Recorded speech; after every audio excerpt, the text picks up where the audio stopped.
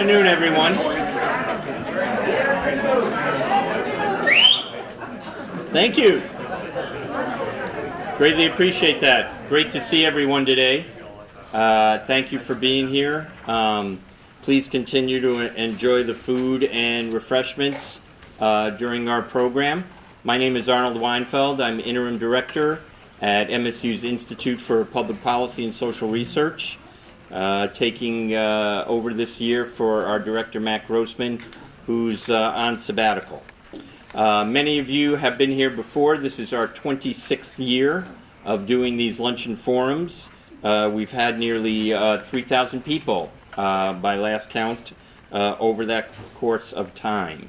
And of course, I'm sure you're also familiar with some of IPSR's other programs, such as the Michigan Political Leadership Program, our Legislative Leadership Program, which we'll be holding for incoming freshman legislators in just a few weeks, our State of the State Survey, and more recently, we've taken to the internet airwaves with a podcast.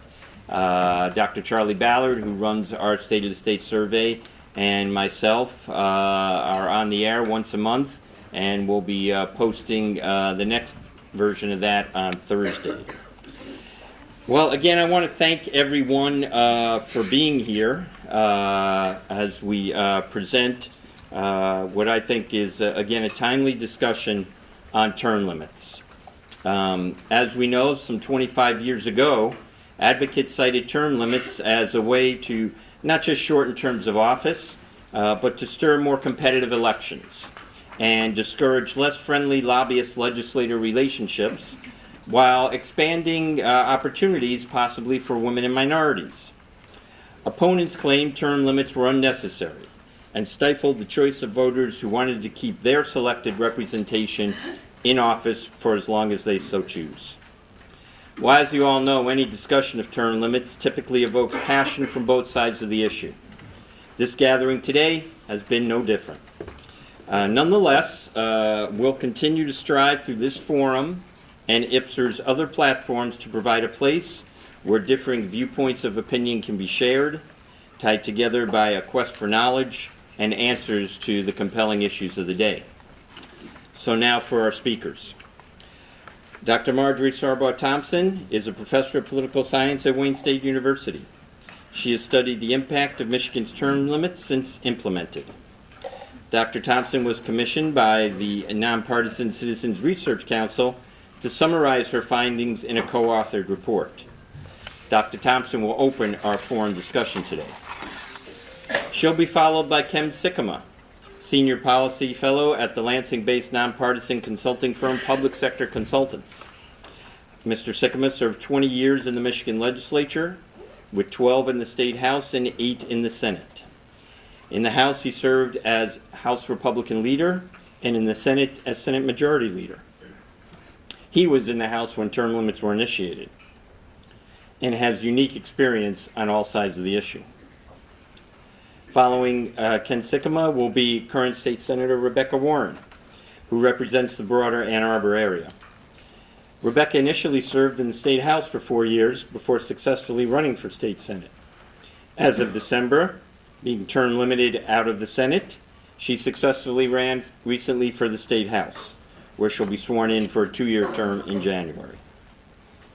And finally, our last speaker, but certainly not least, will be Chuck Hadley, who, as president and CEO of the Michigan Manufacturers Association, has experienced term limits both as a lobbyist and a public policy officer, while representing businesses from across the state before the legislature and government agencies on numerous issues, from taxation to product liability, employment, and insurance. Mr. Haddon will speak with us about the current landscape of term limits and share his experience of working with elected officials across the state under term limits. From a personal standpoint, I'm very pleased with the panelists that we've been able to bring together today. I've had the opportunity to work with several of them over the course of my career, and I know each of them will share their unique perspective on term limits. Dr. Thompson.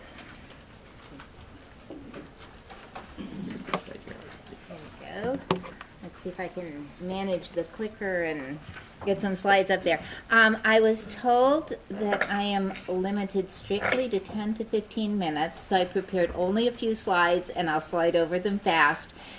Because as many of you probably remember from your university days, I teach 2 and 3 hour classes. I could just, I could go on and on and on. So I will try and just hit the highlights, but what I want to do is sort of set out some things that we might consider going forward, given that we live in a state with term limits, and there are many other states that have term limits that have made some adjustments and have adopted some different ways to approach some of the challenges posed by term limits. I put only my name up here because I'm the one coming to do this today, but those of you who are familiar with this book and the other book we did and all the papers we've done know that there was a cast of lots of people. 5 of my colleagues at Wayne State, hordes of graduate students. We had a lot of people working on this. We interviewed 460 legislators, some of whom were in the room, and we did those mostly face-to-face. Many of those, particularly with the ones before term limits, some of them went on for 2 and 3 hours. Some of them had to go to floor sessions and asked us to come back. We were described as their therapy session by some people. And so we had very, very supportive, strong, revealing interviews with them. We have done our best to try and capture what they relayed to us and then also follow on with the people who came afterward. We had 4 house sessions where we did interviews. We tried to get everybody. I actually got a cease and desist order from somebody who told me that I was stalking them because I kept sending letters asking, could I please interview you because we're trying to represent everybody's views. In that first session, we got 95 out of the 110 members. We were trying to get a really good baseline. And with the Senate, we got 35 out of 38. We used those to compare what happened later. Many people, when we interviewed them, said, I thought this was about term limits, because we only at the end said, what do you think term limits will do? What's your opinion? And we frankly have done less with that than we have with the rest of the interview, because what we wanted was, how do you do X? When such and such happens, where do you go for information? We gave them some hypothetical situations, and then we also asked them to choose an especially difficult committee issue of their choice, where we asked them, so how do you approach that? What happens? And that's what we were really looking for, was this change across time, and that's what we've sought to try and convey to people.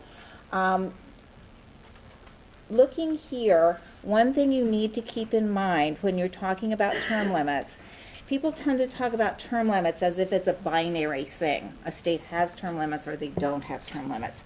There are different flavors of term limits all across the country. We used to have 2 twins, California and Arkansas, and I think significantly, sorry. That's okay. To the right. Okay. I am a little vertically challenged, is I guess the correct way to say it. The states that used to be our partners have made some ballot initiative changes. That's something that some people have talked about with respect to Michigan, but we are now the only state that has a limit of 6 years in the lower chamber. That is the shortest limit anywhere in the country. Other states that have fairly short limits have at least 8 years in the House. And you'll see when I go through some of these things, there's some effects that are different in the House and in the Senate. The other thing is there are consecutive year bans in some states. Most states that have term limits, it's a consecutive year. You have to take a timeout. Many states, that timeout can be in the other chamber. So some people can still have a professional career in the legislature, even though their state has term limits. So we are in this small group that have a lifetime ban, and we are the only ones left that limit tenure in the lower chamber to 6 years. Okay, so here's kind of where I'm going, just sort of the tell them what you're going to tell them, and then I'll go through it and we'll talk about it at the end. And I'm not going to get through all of this. That was, when I started laying it out, that was what I was thinking might be interesting. And the more slides I put in, the more I realized we don't have time for that. But I think we do need to think about the effect on committees, because particularly in the lower chamber, you end up in situations where you have freshmen chairing committees. And I have watched videotapes of some of those and observed staff, and many of you are probably staff, trying to sort of slip quiet notes, whisper in ears, try and correct the problems that are happening procedurally in the committee hearing. It's a pretty challenging thing to be a freshman member and to have to chair a committee. I would be completely daunted if I were put in that situation. And you'll see that there are some reactions to that. There also, I don't have really time to go into it a lot, but when we asked people what they looked for when they were trying to decide who to vote for caucus leadership positions, they told us different things when they came in as freshmen compared to what they would tell us if they had been there for a few years. And many people expressed buyer's remorse about leadership votes. So that part, particularly in the House, that's more a House phenomenon than a Senate phenomenon. That part is something that many states have discussed when they have done some of these ballot initiatives to let people serve the entire tenure in one chamber because of this difficulty in the House of developing a leadership path, of voting for people with whom you've never served. And the vast majority sometimes of the chamber are voting for people that they don't know well. Relationships are really kind of the lifeblood of politics from everything that I have been told. Not being a practitioner, I leave that to others on the panel to discuss that sort of thing. But it takes a little while to develop friendships. If you move into a new neighborhood, it takes you a little bit of time as you walk your dog and say hi to people to begin to know who you can work with and who you respond to, and that then spins off into other aspects, and we're going to talk about coalition building. And then we are currently at Wayne State looking at monitoring of state agencies by legislatures in all 50 states. So I just could not resist, given that there are term limits discussions and things that we've mentioned in the book, about mentioning this business of monitoring state agencies, which is a very challenging thing for legislators to do, and many people argue, and I think I would concur, having looked at all 50 states, that it is an advantage to have some background and depth of experience on the committee doing that monitoring. So these are really unintended consequences of term limits. Nobody, at least there was very little discussion about the committee dynamics and the leadership selection processes. And basically what we had people telling us when we summarized the comments, they described committee chairs as autocratic. We were told about instances where chairs had cut off the mic of people who were, trying to ask a question or raise comments, were limiting people to one question, sort of rushing bills through that were hot off the, you could still feel they were warm from the copier that nobody had read. And then the leaders also were stepping in and taking over from chairs, we were told quite often. And then even with single party control, we have a lot of people who are talking about fights within the caucus that are playing out at the committee level. So we summarized these comments, and so you've got the pre-term limits House, the post-term limits House, the pre-term limits Senate, and the post-term limits Senate, and you can kind of see from the bars. There's always going to be some partisan conflict in a legislature and in a committee. It goes up in the House. It actually goes down a little bit in the Senate. The key things I think to look at are the bad personal dynamics, which the veteran legislators that we interviewed for the baseline said that one of the things that you had to learn as a legislator was how to argue vigorously with someone on the floor or in a committee and not make it personal. Say things that you couldn't say in other parts of your life, and then put your arm around the person and go out to dinner with them. And so this personal relationship stuff kept cropping up again and again, that there really is bad blood, and it's personal and it's carrying over away from the substance. And then there were ideological differences, which you would expect in a legislature. The intra-party within the caucus conflicts went up after term limits in both chambers. And then you see in the House this chronic theme that comes out all the way through in all sorts of different questions we ask, is that the chair is weak, the chair is a poor manager, the chair doesn't know how to manage the committee dynamics. Well, if you're a freshman, I can't imagine how you would. That would be a really daunting task when you haven't watched somebody or been mentored or seen it modeled. The autocratic chair piece again comes through in the House. That's much less prominent in the Senate if you look at both of those.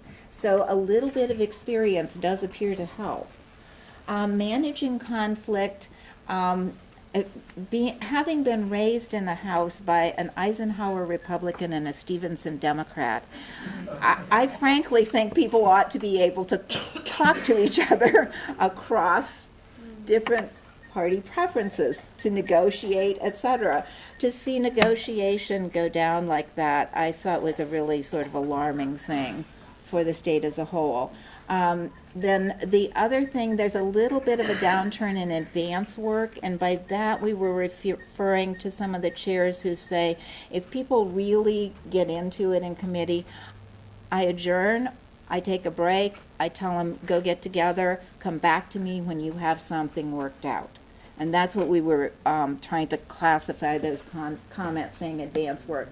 And then good personal dynamics, the corollary to bad personal dynamics, goes down.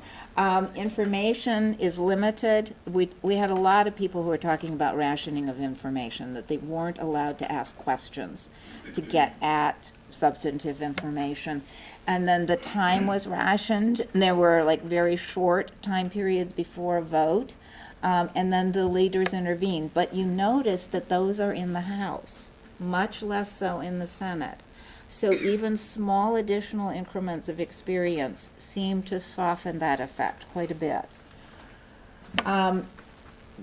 Going on with the relationships, we think that these relationships may be related to the decrease in what we called bipartisan policymaking. The actual question we asked was, how much time do you spend working across the aisle to establish bipartisan coalitions to pass policy?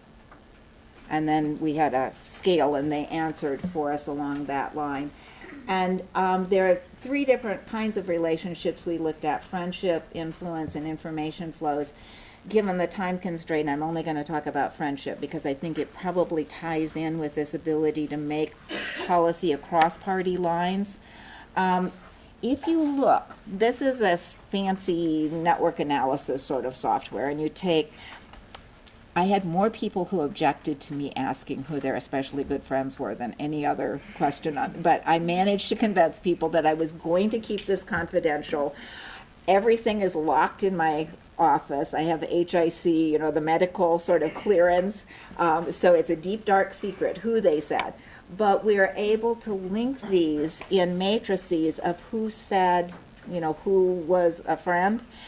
And what we have there are people who named each other. In the jargon of network analysis, it's actually a K-plex, which means that I allowed one tie to be missing, but everybody had to list everybody else except one. And so what you see is initially there were bipartisan coalitions up there, and you can see I did the standard red and blue, and the little fuchsia hubs mean it has a connection. When we get down to 2001, it's all partisan, and when we get to 2003, it's only one cluster, and it is completely partisan. And if you look, both the House and the Senate spent less time on bipartisan coalitions. So what are we going to do? There are lots of people talking about ballot proposals.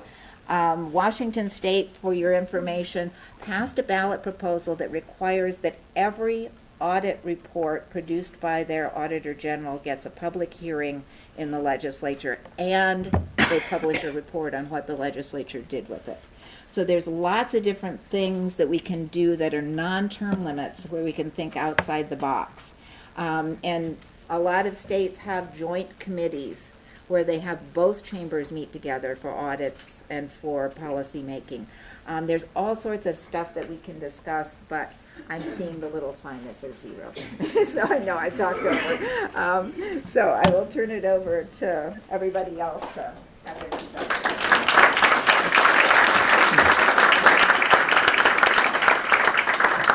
Well, thank you, Professor. That you kind of threw me off my game a little bit, because I want to react to some of the things you said. In particular, you mentioned that in your interviews, caucus members expressed reservations about who they voted for leader.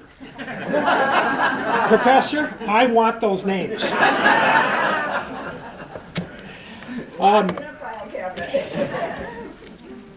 And I would be remiss, there's probably more former colleagues in the room that I recognize, or that I could see, but I served with Tom Middleton, he's here. I served with Bill Bile, he's here. Lee Gonzalez, former state representative, didn't have the pleasure of serving with him, and there might be others, and I apologize if I don't see you.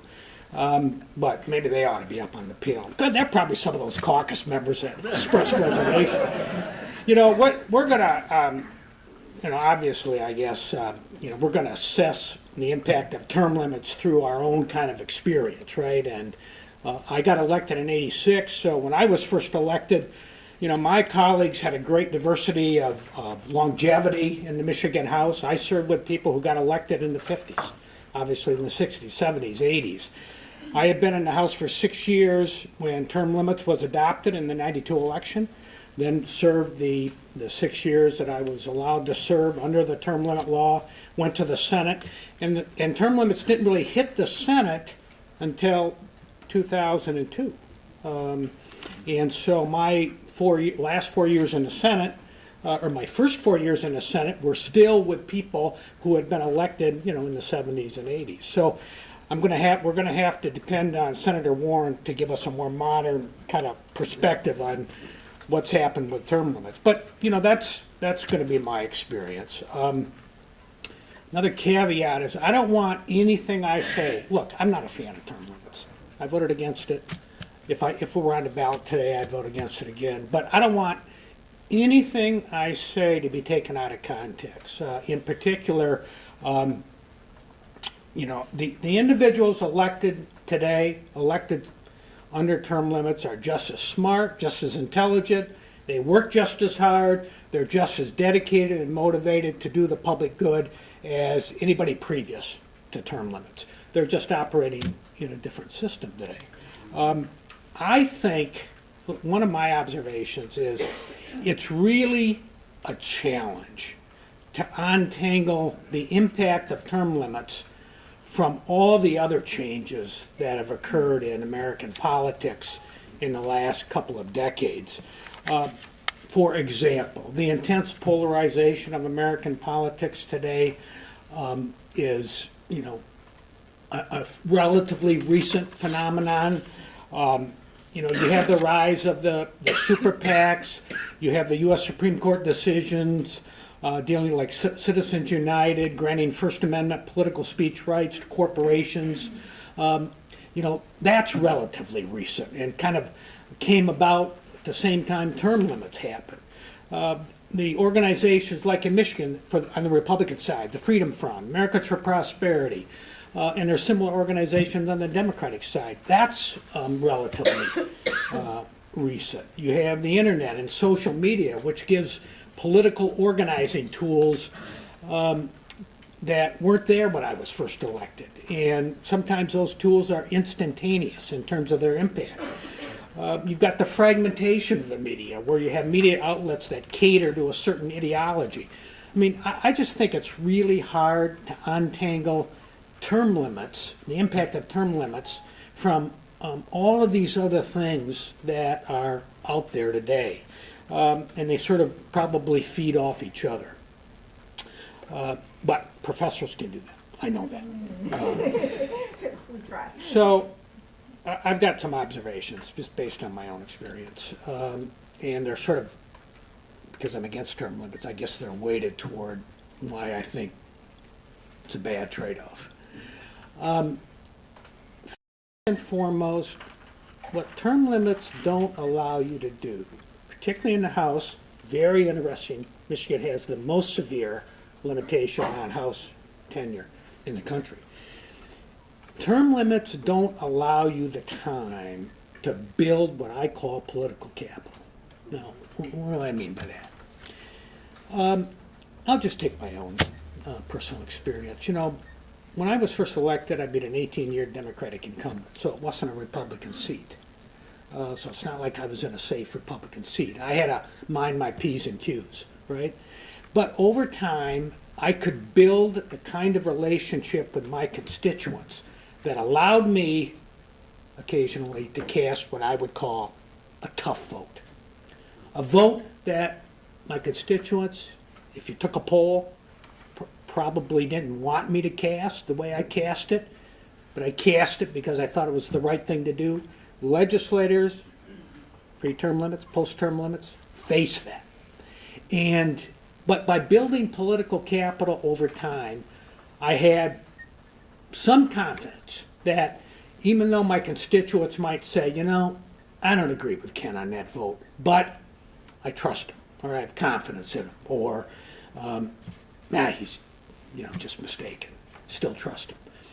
It's that inability to build, it's the lack of time to build the political capital that you occasionally need that I think has taken a hit, I guess, from term limits, particularly in the House, because most senators have served time in the House, so they've been there a while. So they've had that ability. Second observation that I have, it has dramatically increased fundraising in this town. Because with term limits, you know, the targeted seats, or what we call the swing seats, they're going to be open more frequently, right? And so the need for money, the need for political money raised by caucuses and caucus leaders, the need for money to be raised by individual legislators has just gone up exponentially. And I could give you example after example of seats around the state where that's true. And I would just submit, although let me also say, compared to other states, Michigan has been very, very free of charges of corruption in the legislature. With that being said, it's never a good thing to have to raise a lot of money in politics. And part of the reason they're raising a lot of money is sort of the other observation is from day one, you're looking for your next political office. You know, I mean, and I don't remember all the arguments for term limits. I mean, it's 25 years ago. But if one of the arguments was, you know, we're going to elect these citizen legislators, you know, they're going to come in from back home, they're going to, you know, they were an insurance salesman or a farmer, and they're going to come and serve for 6 years, and then they're going to go home and resume their other life. That's a myth, because they start thinking about the next office right away, because they have to. Next office might be Senate, might be Congress, might be County Commission, might be City Council. Just three more observations. Then Senator Warren can correct everything I've said. There is and I think this bears out in your research, Professor, is very little time to learn or understand the history of an issue and the nuances. And to get the perspective on tough issues from people who have been there a longer period of time. And where that has an impact is another one of her findings, and that is, if you ask the question of me, who I think has gained power under term limits, it's not the lobbyists. It's civil servants. It's the bureaucracies. They're not term limited. It's the executive branch. And the ability of legislators, because they don't have the knowledge base to oversee and monitor and provide an effective legislative oversight on the executive branch and departments, I think is taking a hit under term limits, and I think that bears out in your research. My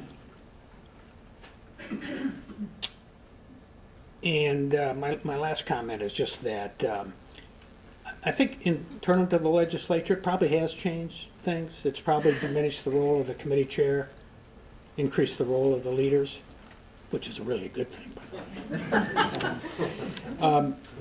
But I think that has happened over time. And so the leaders, in terms of their fundraising, going to committee chairs and say, we got to get this bill out, et cetera, I think it probably has kind of diminished the role of committee chairs. And just from a public policy standpoint, kind of an independent standpoint, that's probably not a good thing.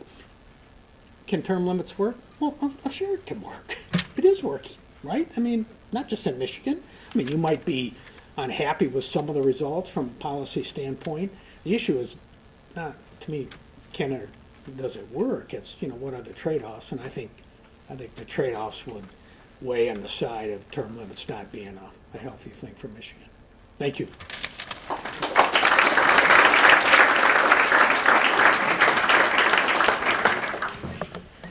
Well, I'm feeling a little bit bad for Chuck because you get to like third in the program of 4 and everything's almost been said. So I'm going to say what hasn't been said and there's nothing left for you, I think. No. Do it. Thank you, everybody. Well, thank you so much for the invitation to be here. I'm happy to add some thoughts and comments to what you've already heard. But you heard in the introduction, I currently serve as a state senator for the 18th district, which is the bulk of the population of Washtenaw County, Ann Arbor, Ypsilanti, Saline, Milan, and the townships that surround them. Before that, I served 4 years in the state house representing Ann Arbor. Then when redistricting happened, I actually will be serving in a different district now that I've run for my last 2 years than I did the first time. The precincts moved, not me. So, and I think some of the points that have been made, I want to tell a couple of personal stories to put a face on this. So I got my first job working up here in this Capitol when I was just graduated from the University of Michigan. I actually had done an internship with one of my predecessors in the last year that I was an undergrad at Michigan. And I had my big house graduation on Saturday. On Sunday, she called me and said, I have a full-time job in my office I'd like you to consider. And I started on Monday, 21 years old. That was a minute ago. And came in. She was one of those who'd been elected for the first time in the term limit year. So she was elected in 1992. I started working with her in 1993. And we had that mix of folks that you heard Senator Sikkema talk about. You had that mix of people who had been there for a very long time, people who were these brand new folks, and you had relationships, right, with folks that you knew who the experts were. And I think this is one of the most important points that you've heard mentioned a couple times, but to just have a sense of how important it is to lose those folks. Like, we knew that if you had a question about education, you were going to call Maxine Berman, right? There were these legends, these lions and lionesses who had tackled these issues for so long, and you knew who they were. Now when you come in, you honestly don't know who to trust in your own caucus for policy information, not even just the relationships and who can you trust, whose word is their bond, but who do you trust for the policy information. And so the story that I tell, I'm humble enough to do it.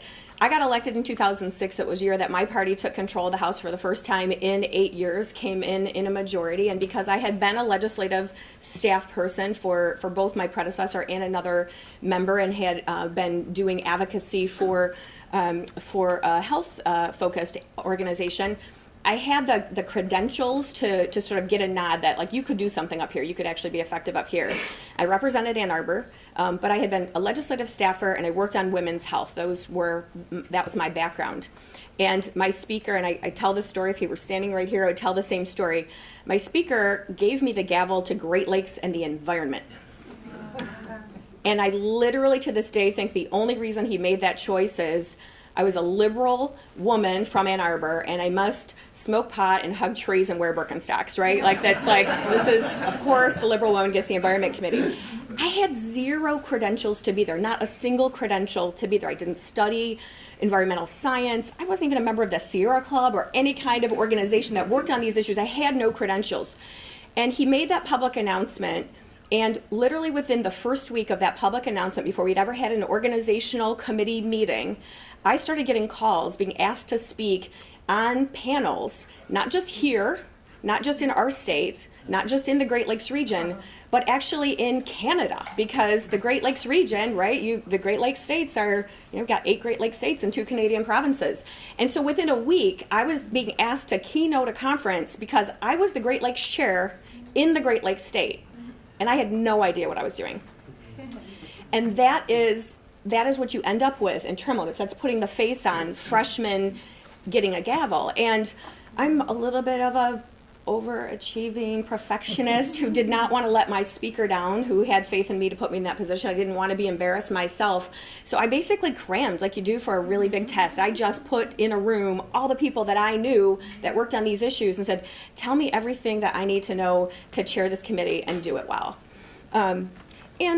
And luckily, because I'd been up here, I knew who those people were and could actually get them to come and talk with me, and that made a difference. And honestly, having really great staff. There were people in this room who made me look really good more than one time, Peter Mormon, thank you, in making sure that I knew what I was doing on those issues and how the process worked. But that experience over time, then I had other colleagues who were given gavels to committees that maybe didn't have as many resources or didn't take as much time to get the depth of those issues. And so in this business, when you only have, if you stack it up exactly right, 14 years, if somebody lets me down once, I don't go back there, right? So if I ask one of my colleagues for a question about what's happening in the committee that they are the ranking member on, and they give me an answer that doesn't turn out to be true, I never ask them again. And the same with lobbyists. If a lobbyist comes into my office and tells me something that's not true, they never come back. It's just, you can't, because where you get your information matters so much when your time is so short. The other thing that I think that really matters is that relationship building. And I worked for, the first boss that I worked for had one of those swing seats. She was a very funny, engaging, hardworking legislator who had great relationships on both sides of the aisle and would be one of those who would stand up passionately on the floor or in committee and say what she felt like she needed to say, express the values of her community. And she would go to poker night and she would drink bourbon with the guys and other gals that she served with. And that was what was modeled to me as a young staffer, that you can absolutely disagree with people and then go and hug it out when all is said and done. And so when I was elected to the House, we'd been spending time with our colleagues in our caucus, getting to know them. So I sort of felt like I knew the people in my caucus. But I understand the Lansing zip code 5620 and 1, and I wanted to be able to pass bills and not just through one chamber. So the very first day that I was, it was our ceremonial swearing in day, everybody's dressed up, they've got their families. I was, seats on the floor, and I immediately went to the other side of the aisle, the actual other side of the aisle, because I'm like, I have to get to know these people, because when my bill comes over to the Senate, which was controlled by Republicans, I wanted to be able to pass, and I got in trouble. I got yelled at the very first day that I was getting sworn into the House in January of 2007 by my caucus leadership. What are you doing? Meeting our colleagues, getting to know our colleagues, because I'm going to need their help if I want not just a one-chamber victory, but bills that actually go somewhere. And funny, like, flash forward, so I just won a House seat, right? So I had freshman orientation, and I was told by many of the folks in leadership here of putting that together, they said, you don't need to come to freshman orientation. You already know all this stuff. Just fill out your payroll paperwork so you can get paid and your benefits will continue. And I'm like, this is a relationship business. My class incoming is 46 people. I got to get to know the other 45 people that I'm going to be serving with, again, if I want to be successful. So even though I had actual committees that I still serve on in the Senate and Senate session, I was running back and forth. I was here at 8 to meet my colleagues for breakfast, went to committee, went to session, came back, because again, if you don't know people, you can't work with them, and building that trust is so important. And I absolutely agree with the point that, we hear often that that lobbyists and those who are doing advocacy to the legislature have more power post-term limits. But I 100% agree with the comment that the administration, like, these are supposed to be separate and equal branches of government, and the executive branch is benefiting the most from term limits. And the way that people in the executive branch actually speak with legislators has changed you can do math. It's been 25 years since I have been working up here, and I have watched the way that people from different agencies talk with legislators, and I'm sure they never say anything like this about me, but in front of me about my colleagues, just how disrespectfully they will speak about them, how quickly they can just say, well, we can wait you out. I mean, they literally would just say, we don't like that chair of our budget, but we can wait him out because it's just 2 more years now, or it's just 4 more years now. And the whole way that we communicate with the executive branch has really changed. So my first boss, Mary Schroer, had a sort of a philosophy of, if you need a problem solved, go to the top. So she would say, call the director's office, just start at the top, get an answer. And you used to be able to really call anybody. We had, directories where we knew who the people were working in the agencies, and we could actually just call and get a hold of a person and say, Mary, you have the information, you're in the agency, help me understand what I don't understand. Everything now is funneled through usually 1 or 2 people, and if you accidentally get to someone because you saw them in committee or somehow you still had their phone number, the next call you get is from the legislative liaison with the approved message about how you should have gotten that information and how they will be sitting in from now on all of your meetings. And so the executive branch has really just gotten a lot more strong. And you couple those 2 things, right? You have, we're getting very close. We're pushing a $60 billion budget, right? We are right on the cusp of $60 billion of a budget. And you have folks coming in who don't even know what they don't know about what's hiding in the budget, right? And then you have staff from agencies who basically can't tell you, or that's the culture, is they're not supposed to tell you what's happening in in their agency. So this is a challenge, right? And you have people like you said, good-hearted people who have experiences in their own communities, people who care, people who want to do the right thing. They just don't even know what they don't know enough to try to do the right thing. And it's the only job that I can even imagine where having experience is considered a negative. And you think about any other place in life, use these examples, like your car breaks down, you think I really would like to go to an auto mechanic who's never worked on my make or model vehicle before. I'd like a brand new mechanic that just decided to be a mechanic today. Or in healthcare, right? This is one of my favorites. I'm not feeling well, but I don't actually want to go to a nurse or a doctor or somebody who studied healthcare. What I'd really like is somebody with a creative, new outside of the box idea about how to do healthcare. I'd really like that to be my heart surgeon. We don't do this anywhere else. And this is also ramped up in the political side of things, right? As people are running for office now, you've served for a day your establishment, you're entrenched, you're somehow already bought and paid for, even if your voting record does not reflect that at all. And so that is, it really is changing who will run. And I'm starting to see that as somebody who, for my caucuses, has been a person trying to recruit candidates to run. There are a lot of people who say it's meaner, it's more aggressive. We really just don't even want to be part of that. And why would I stop doing whatever I'm doing for 6 years? And especially as women, right? We know that with other choices that we might make, our careers are often mommy track too. So if you're making other choices about families, there's just a lot of women that will say, I just will never run. It's not worth it. And so so for me, I think term limits is a failed experiment. I would vote today to put it on the ballot if I could, that's the only thing we can do as legislators. We can vote to put it on the ballot. It has to go back before the people because it passed by a ballot initiative. Even if it could never benefit me, if it had to start with folks coming in after me, I would vote to put it on the ballot. And I've always said, but I don't see that happening. I don't see a full repeal of term limits happening in any kind of timeline in the near future. And part of how I always thought about that was, who funds good governance, right? Who would fund that ballot initiative? It's very expensive to put something on the ballot. And you think of other issues that get to the ballot, and you've got built-in funding mechanisms, right? People who are going to gain something are willing to fund it. And then all of a sudden this year, there were 2 ballot proposals on the ballot for good governance, and they both largely were funded by the people of the state of Michigan until they sort of got farther along down the path, right? But they were started with individual citizens writing checks, gathering petition signatures. So it turns out who funds good governance is Michiganders, and it makes me very hopeful for the future of actually looking at lengthening term limits or repealing them outright. Thank you.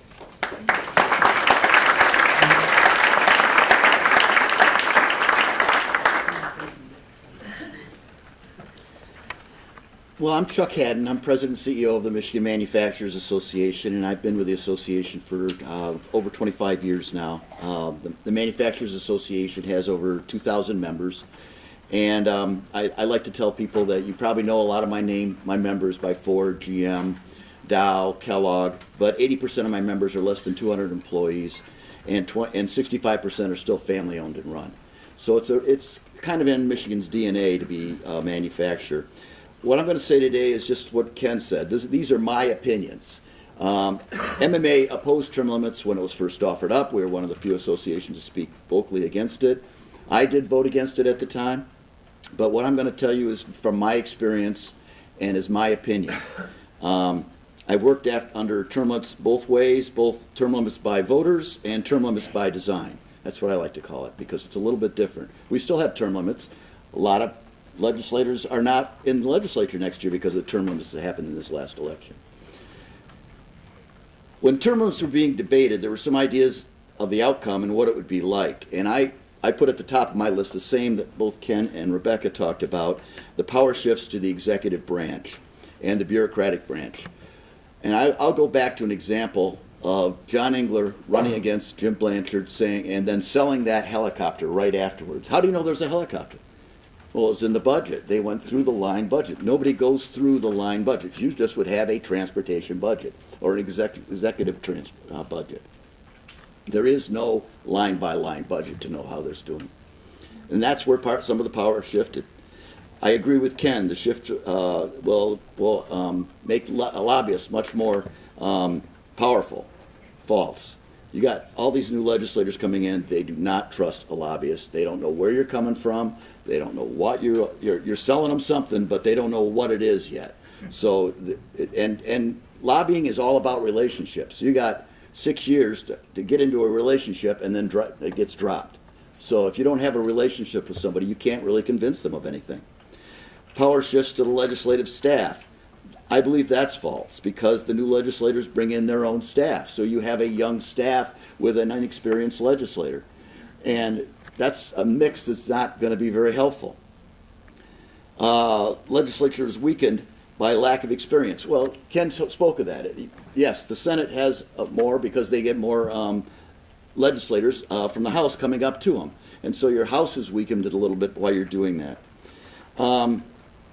I believe who gained from all this are the two parties, the state parties, the Republican Party and the Democratic Party. They have gained, and I say that because if you step out of line with the parties, because as Ken said, you come here looking for your next job right from day one. You're a House member, you want to move up in the House, you want to maybe go on to the Senate, you'd like to make a run for something. I know there are many House members that have stacked it out that way, that have lined it up.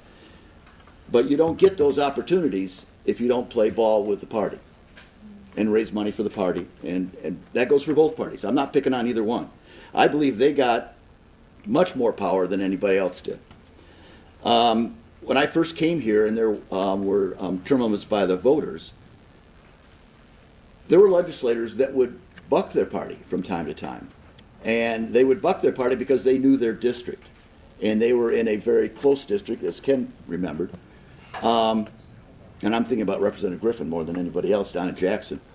He would buck his party from time to time, not necessarily walking the union line that was often put out there, and vote for business issues.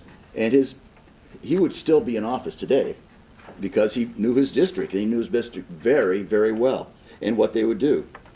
When there was when the term limits was by voter, the legislators had way more power than anybody else.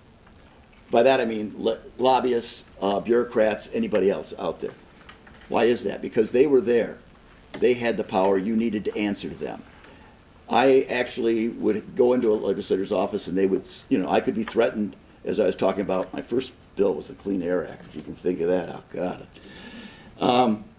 And we'd be threatened that, you're not going to stop back in my office again. And nowadays, if that comes around, I say, well, I'll wait 6 years. I'll wait for the next one. So that's how the power has shifted, as I look at it. You don't, there's no chance to build those relationships with legislators, with other lobbyists. It's fine, because we're all in the same boat. But if you want to get trust and build legislators and find chairs that you can work with, no matter what party they would be, and I've been under power under both Democratic and both parties, both ways, you got to build those relationships. I'm not going to repeat the same, how many states have term limits, how many don't. It's only 15. We have the worst. But I will say what's coming up next year. And I did some House counting. The House has 110 seats, correct? 50 of them are brand new. 59 will be returning, and 1 is coming back.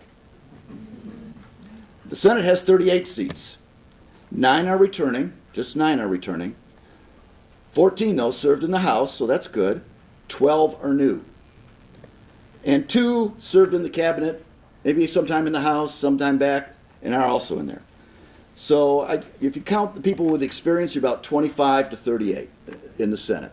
So it's not quite as bad or as stark as it is in the House. In my opinion, I guess I'd ask you all this. How many people think being a legislator is actually a skill that you develop over time? Okay, I do. I think it's something you're taught. You're not necessarily taught, but you learn on the job. So how do you feel if you call a skilled tradesman, let's say a HVAC guy, let's say a electrician or a dentist, and they send you somebody with no experience?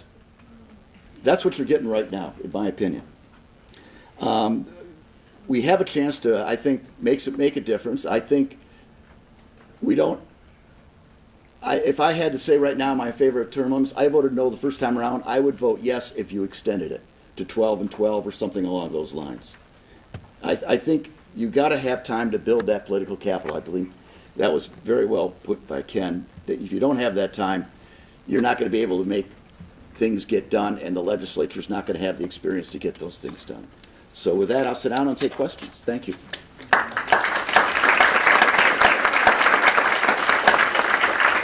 Well, I just want to say thank you to all our speakers while I have a chance. Great perspective. I certainly appreciate your interest and service in this particular issue. And before I forget, I'd be remiss if I didn't thank the IPSR staff for their work in putting this together. You were greeted by folks as you came in, both staff members and our grad research assistants, so thank them as well. So we have time for questions, and we've got a full house here, stuck around. No one fell asleep, which is good. Any questions from anyone? Pass the mic. Pass the mic. Anyone? Really? No questions? All right. All right. Thank you. So I'm wondering how different. Hang on, Barb. We're recording, so I got to get my.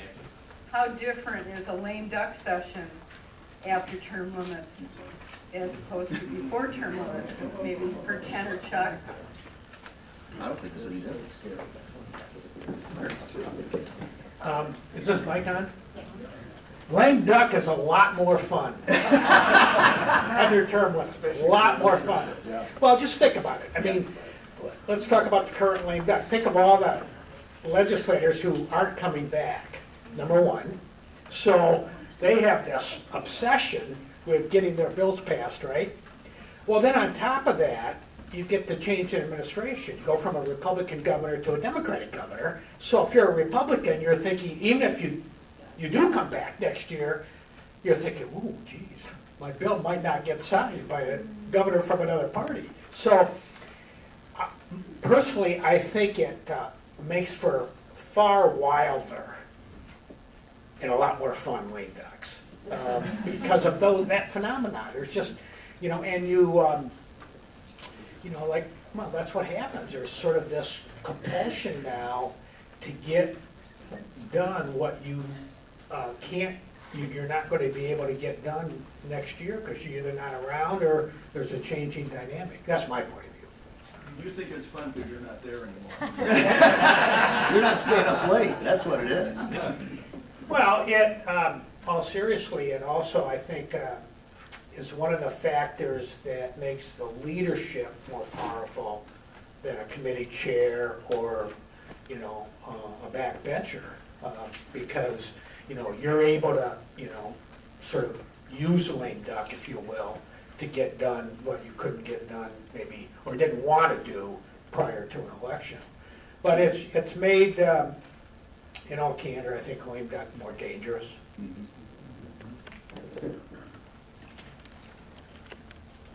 I'm sorry, I have two questions. One, I wanted to, if you would clarify for a citizen who doesn't understand when you talk about the audit being bipartisan and how that affects this whole issue. And then the second question was for the last speaker, why still stay with term limits? Okay, so I just sort of tossed that in there because we're currently knee-deep in summaries of all 50 states in terms of their ability to monitor the executive branch through the committee hearings, through administrative rules review, all sorts of things, ways that legislators can exert some level of control if they're skillful enough over the executive branch. And the audit agency in Michigan is an award-winning audit agency. It is real, everybody in the state should be thrilled and proud of our Auditor General's office. On the other hand, it should be somewhat distressing to everybody in this room and in the state to realize that very rarely are those audit reports heard by legislative committees in Michigan. And it is much less frequent than it is in many, many other states. And other states have developed some really creative strategies about this. And some of these would shock you. Idaho has a mandatory equal partisan representation on their oversight committee. They have 6 Democrats in their lower chamber.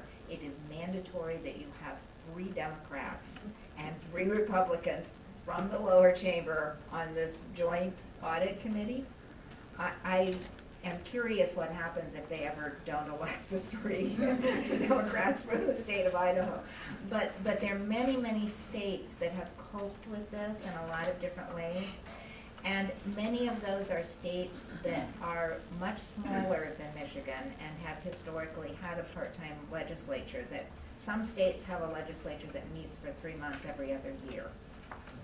The differences across the states in terms of state government are amazing. And so they have developed mechanisms to compensate for the fact that their legislators are not there year-round, and they are really outgunned by the executive branch. And it is a national problem, but term limits have exacerbated it, I would argue, from our work. And so we can look to some of those other states to say, what have people done? And joint chamber meetings and balanced partisan membership on only the oversight committee. They use the standard, proportional representation on committees for other things. But that particular committee, and then the people in the state of Washington passed a ballot proposal saying that every audit will get a hearing in a committee publicly, and there will be an auditor's report that says what the legislature did in response to their audit findings. And it's like, wow. Colorado has something similar. So there are ways that even with term limits and lack of experience in some of these positions, there are other states that are coping with some of this. Chuck, I believe the second part of that question was directed at you. Why have term limits? I would probably vote in favor of lengthening term limits where I wouldn't have done that before. I see politics as pushing a rock up a hill, and if you make some progress, you make some progress. I think if we went to 12 years, and maybe even 12 years in each place, you could go. you get a career out of it. But 12 gets you past what the average was before term limits, which was 11 years. So I think 12 years is doable. I think it gives you some time to build some political capital. You can serve in both houses that way. I think that's, otherwise I don't think it gets done. If you just get rid of term limits, I don't think that passes. I think we had a question back here, did we? Right here. Okay, yeah, very good. First, thanks to the panelists for the information they provided. Then I'm kind of curious, most of the panelists talked about the problems associated with term limits. But I haven't heard somebody talk about why or what drove this ballot initiative for term limits, and what the consequences were, expectations versus outcomes. For example, somebody like Pat Anderson, I think it's Anderson Economics, was involved with passing this term limit ballot initiative. And it'd been useful to hear what drove that ballot initiative, and then what the expectations they had when they put this thing out versus what were the outcomes. So some kind of an assessment like that. Another thing is that one of the benefits of this ballot initiative is it's gotten rid of this ruling class legislative group that just stays in there forever. So now we automatically have a turnover, and we get rid of these people that don't sit there for 20 or 30 years. We get new people in with new ideas, and that's a benefit to the public. One problem you did mention is you got people that sit in these public offices for their whole career and have very limited private sector experience. We need to get, somebody said, well, we got rid of this, these people are always looking for the next office. Well, they shouldn't be looking for the next office. They should go back into the private sector and live like the people who have to pay the bills. Well, just as a point of information, Mr. Anderson was asked to participate today, and he declined. But any comments on the gentleman's point? Well, I would just say that when it went into place, it was a wave nationwide to look at this, and Michigan was one of the first states to start really seriously taking a look at it. We were the first state to do it, but it was a nationwide wave. I would also say that it included our congressmen as well as our senators, if I remember right. They were also term limited. That didn't make it through the U.S. Supreme Court. Yeah, we have a question up here. Ann, here. Hi. My question, I think that in '92, when people voted yes on this, we were also voting, I voted no, because I knew exactly what would happen because I worked in the executive branch. What they thought it would do would break up power centers of money and lobbyists, and it didn't do that, as mentioned. Actually, we're spending more money, and I get calls for more checks to be written than ever before. So if the powers that be decide to go for 12 and 12, which I would vote yes on, what kind of campaign finance reform are you going to put with it to sell it to voters? Because you cannot do it alone. Any comments? I don't disagree with her. Well, I don't think you're ever going to take money out of politics, number one. Number two is a lot of the money that is spent, vis-a-vis the super PACs, or, are the result of U.S. Supreme Court decisions that have basically granted First Amendment rights and defined spending money on campaigns as a First Amendment right for corporations. So I just do not believe you're going to be able to take money out of politics, and I don't believe that various campaign finance so-called reform measures are effective, because they just push money into more unaccountable avenues, which is what has happened. So we have restrictions. For example, Senator Warren, when she ran for the House this year, she can only accept $1,000 per individual to her campaign. And yet a super PAC can spend unlimited amounts of money either for or against her. Now, what has happened? What does that mean in terms of impact? It disenfranchises the candidate. The candidates, particularly in swing seats, are not in charge of the campaigns anymore because of that one single phenomenon. We restrict their ability to raise money, but the ability of large committees and super PACs is not restricted. And that's a function of U.S. Supreme Court decisions. It has nothing to do with what the legislature can or cannot enact.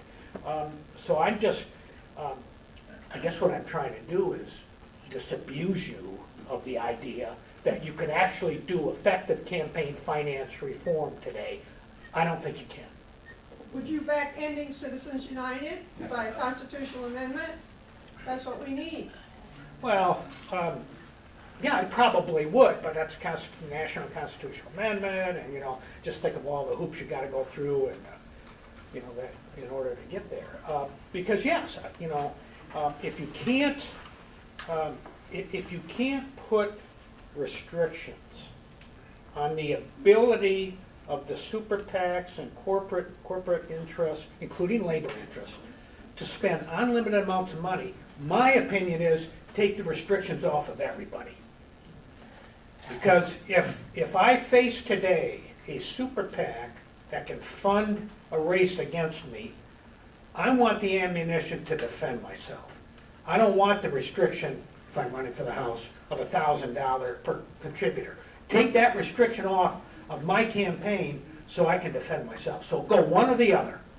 A constitutional amendment to restrict, the phenomenon I just described, or take all the restrictions off of my ability as a candidate to raise money. Just keep disclosure on everybody. Thank you. Bill.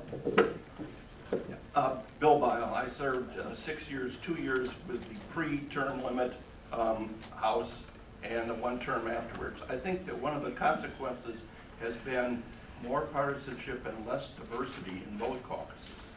Because especially for the House now, the entry-level race to the legislature, you have an endless string of primaries every 4 to 6 years. And 85% of our districts are decided in the primary, not the general. And so what you get is the most partisan subset of each party are the voters. Those are the true believers who show up in primaries and make sure that their representatives or candidates are supporting all of their agenda. What has happened, for example, when I was in the House, we had pro-choice Republicans. We had half a dozen pro-choice Republicans, a dozen maybe. We had 12 Republicans who voted consistently against carry concealed weapons. And we had pro-life Democrats, the good old New Deal Catholic voters who were in the Dem caucus. It hasn't completely gone away, but I think it has shrunk. And so both parties, it isn't just a matter that they don't form friendships anymore, but they're responding to different interest groups in different issues than what they would before term limits.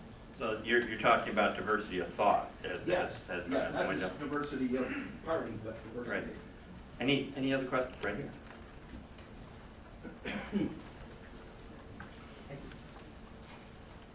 So the focus of the discussion today has been on the impacts of term limits on the legislature. It also affected the governorship, attorney general, and secretary of states. Particularly the attorney general and secretary of states. I'd like to hear what your assessment is of that change. Great question. Any comments?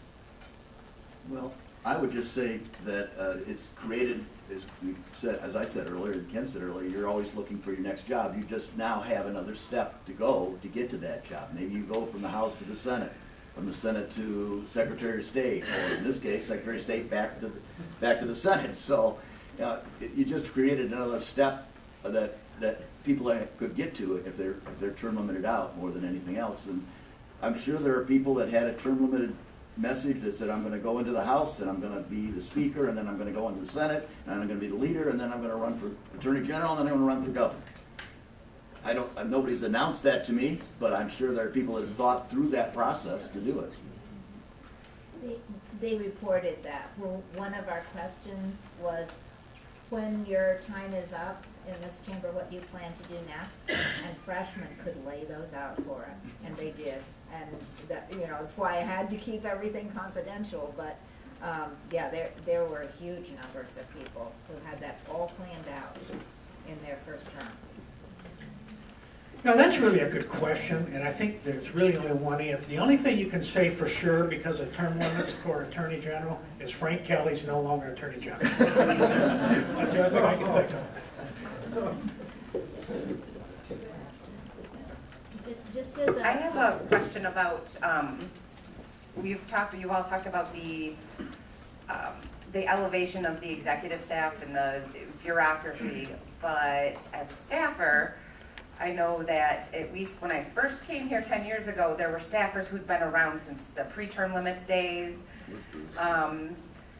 In the 10 years I've been here, most of those long time, and it didn't matter when there was a new speaker, a new leader, a lot of that core staff stayed. They don't do that anymore. It's kind of like every 2 years, some second termer brings in their staff who's been here for 2 years and, you know, kind of really elevates. So people's, you know, careers progress a little bit more quickly, but has there been any discussion about the effects that it's had on elevating the power of staffers? Because I've had lobbyists literally say to me that when they come and meet with new legislators, if the legislator brought 2 brand new people in, they kind of backbench them in their head right away. Chuck, any thought? You visit offices, I'm sure. Not as many as I used to.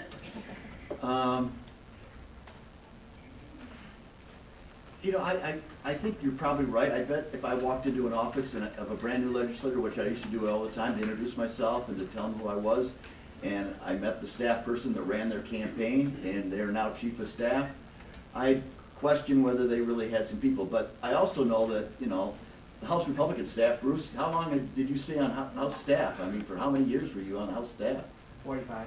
45. So I knew there was other people out there, other resources out there that they could get the information to, or get the information from. And that's, so I think there's still, that's still taking place from what I can see, I think. And we lost Bruce's leadership, but to retirement, but I think there's still people out there that spend a long time on staff. Yeah, Oh, sorry. Go ahead. I was just gonna say, I think it's important to distinguish between the nonpartisan staff and the partisan personal staff, because as far as I know, for quite a while, there was still continuity on Michigan's nonpartisan professional staff, the House Fiscal, LSB, et cetera. But the personal staffs were turning over a lot faster, from what I understand. So I've had friends in the lobby corps who talk about a change in their world, like where when you had people who've been here for a long time who had relationships with legislators and leaders that were built over a long period of time, right? You had sort of a more mature group of lobbyists who had a lot of power. Now it's almost a young person's game, right? Because it's relationships, and you're meeting a whole new group of people, and when you're later in your career, you don't necessarily want to be going to every game and every concert and every dinner every night with brand new legislators. But what this has actually done is opened up, I mean, there are more new shops around this town who are doing advocacy than ever before, right? There are more people hired. And what I see so much with staff is that when you actually have good staff who get, whether it is in a partisan way or a nonpartisan way, but whether it's office staff or those sort of partisan policy or communication staff, as soon as somebody gets identified as actually being talented, they're getting pulled out of the legislative process and being taken to one of those outside shops. And so from a managerial perspective, or even as a caucus member, it's really hard to keep good staff. Once people out in town realize you got good staff, they steal them and they can pay better. That's the training league. I mean, that's where I look for my lobbyists. They got an expertise in environmental law. Boy, I want that person to be my environmental lobbyist. Segue to that, because I was staff for overlapping pre-term limits and term limits, and it was much more fun and achievement-based before term limits. But in terms of staff, I covered criminal justice for the House Republicans for 30 years. And I retired 6 years ago. They're now on the 6th person covering that portfolio. That's how fast it's turning over. In regard to relationships in the executive branch, I remember legislators who, before term limits, had well-established connections to people in departments that were outside the chain of command. And when orders came down from on high, sometimes they knew about it before other people in the department knew about it, because they had those connections. Today, particularly in the House, they don't have those kind of connections. They're much more limited in their sources. In terms of relationships among members, I saw, even with term limits, that relationships do matter and they can be developed. I do remember shortly after term limits started that we had a relatively new group in the House Republican caucus, 8 members, and during the budget issues on with Granholm, I was down on the floor and discovered that they had never walked over and talked to a Democrat. They'd been discouraged by their leaders from making that connection. And during that period of time, I got 3 of them to walk across the aisle. One of them I know had a much more rewarding experience for having gone across and talked to the chair of the committee on which that person served. But there is attempts sometimes for leaders to control that kind of interaction. But those who are not tied to that, and having worked on judiciary committees with both Republicans and Democrats, there were a lot of relationships that were built, and they did work, and they still can work. Thank you, Bruce. There. I don't know if the representative wanted to say, did you want to say something too, Representative? Yeah.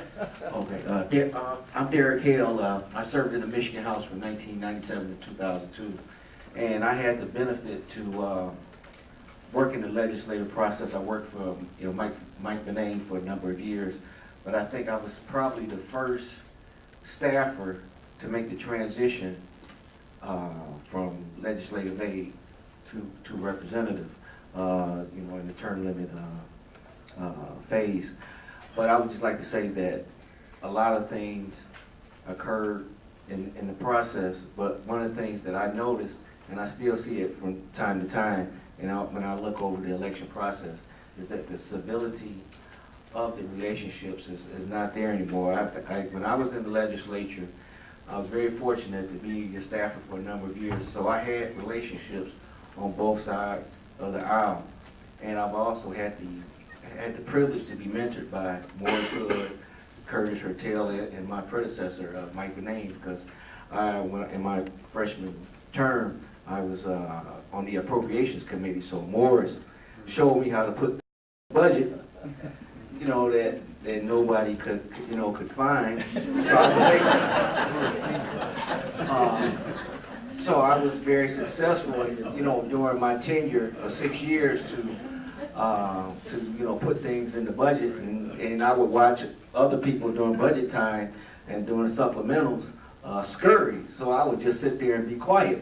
Once I put something in, it's there and it's going to stay. But I think that one of the things that we need to do out of this policy program that we have today is, are we going to take this to the next step? It's always good. From what I'm hearing is that we need to extend the years or overturn it. So I think that's something that needs to be done from this perspective. So certainly one of the things that I've heard today is about relationships, and full disclosure, I also was a legislative staffer here, not as long as Bruce, of course, but that also pre-term limits and post-term limits. And I just want to say and emphasize what Ken said and what the others have also emphasized, is that we're getting good people. It's just that they don't have the time to build the relationships or the political capital to do what I consider a proper job. They're doing the best they can under the circumstances and the hand that they've been dealt. We have time for one more question? Yes, sir. That hand shot up.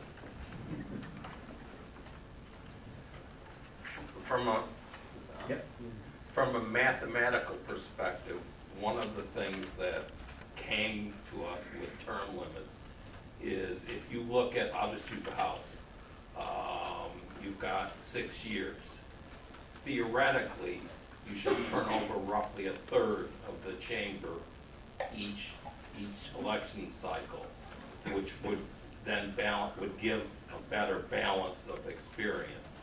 But because the way everything took effect on one day, you get every 6 years, and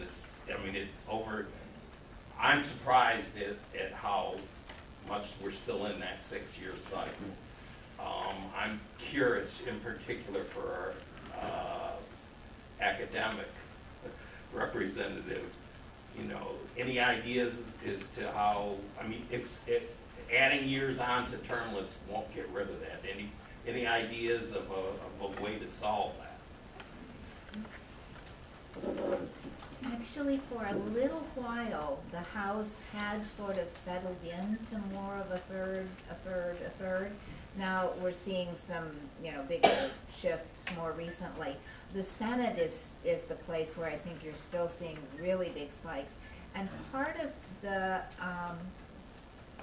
logic for people who are in those positions is that because they're looking for the next job, they're gonna opt out quickly. And so you're just inevitably gonna have these cycles. And I don't really think with a short limit you can get around that.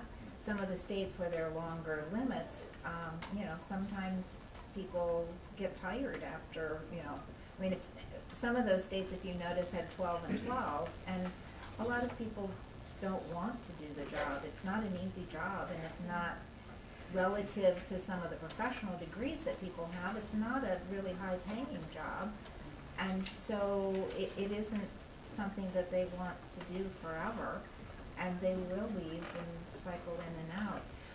The one just closing comment that I would make to everybody, we're suggesting, like, let's just get rid of Citizens United, let's just do this. I think one of the things, if there's any overarching message that we might want to learn from term limits, I think a lot of the people who supported it had really high hopes that it was going to be a sort of a silver bullet, that if we could just get turnover, then it will fix all these other related problems. I would encourage you, as somebody who's looked at a lot of things other than term limits, there are no silver bullets in most things, and incremental change is hard work, and you just have to keep at it to try and improve government. And there are many, many things in the state we could do.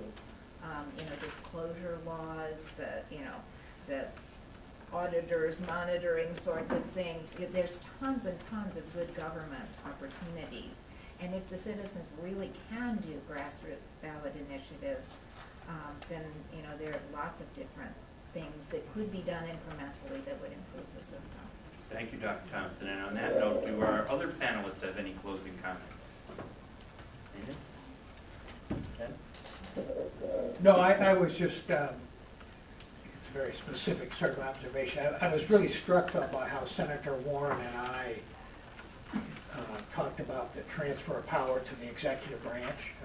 She used the very words that I would have used or did use, and I was just struck by that. I think you could, when you met with them, you could see it in their eyes that they were thinking we could just wait this out. But that was just kind of striking to me. Yeah. So that's another message that I've heard.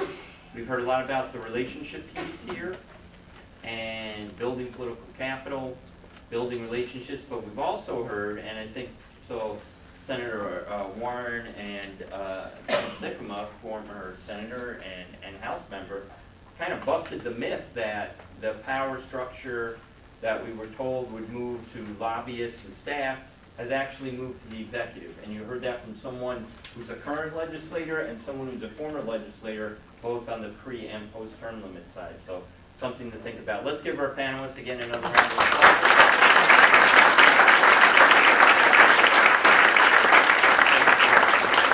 Thank you all for being here today. We're going to take a break in December and be back in January with our lunch and forum. Thank you.